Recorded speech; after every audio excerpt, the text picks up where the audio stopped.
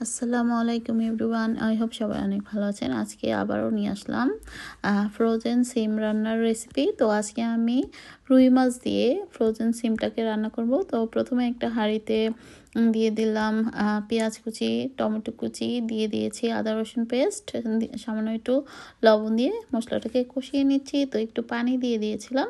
তো এখন গুঁড়া মশলাগুলো একে একে দিয়ে দিচ্ছি। হলুদ গুঁড়ো, মরিচ গুঁড়ো, ধনে জিরা এবং কারি পাউডার, সামান্য একটু আপনারা চাইলে পাপরিকা গুঁড়ো অ্যাড করতে পারেন যদি একটু কালারফুল করতে চান, অথবা যদি মরিচের গুঁড়োটা একটু লালচে থাকে তাহলে তো কথাই নেই, খুব সুন্দর একটা কালার আসবে।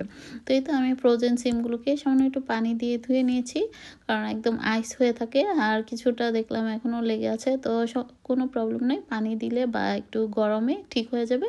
তো আমি সঙ্গে দুটো আলু অ্যাড করেছি, কারণ একদম সিম সাদাসিধে আমার একদম পছন্দ না খেতে।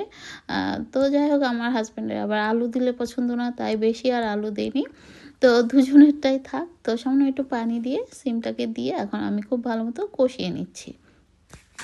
তো ফ্রোজেন সিম একটু ভালো মতো না কষালে দেখবেন খেতে ভালো লাগে না। তো আমি বেশ কিছুক্ষণ পানি দিয়ে এটাকে অনেকক্ষণ যাবত কষিয়ে রান্না করব।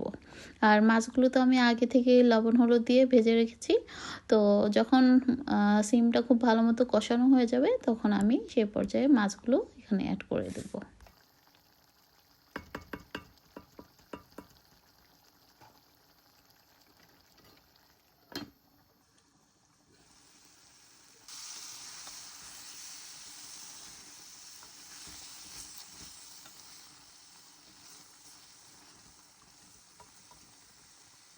তাই তো দেখতে পাচ্ছেন আমার সিম আলুটা কষানো হয়ে গেছে খুব ভালো মতো।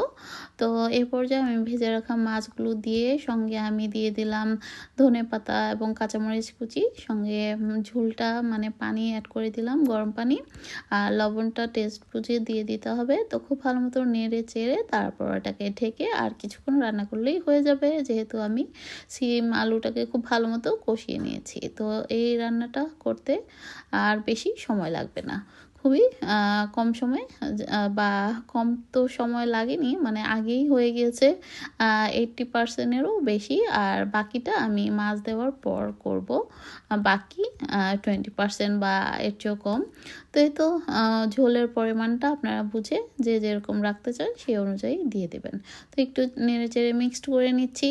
তো তো সেহরির টাইমে সবসময় তো আর মাছ মাংস মানে শুকনো খাবার খেতে ভালো লাগে না, মাঝে মাঝে একটু সবজিও খেতে হয়। তো সেই জন্য আসলে সবজিটা রান্না করা।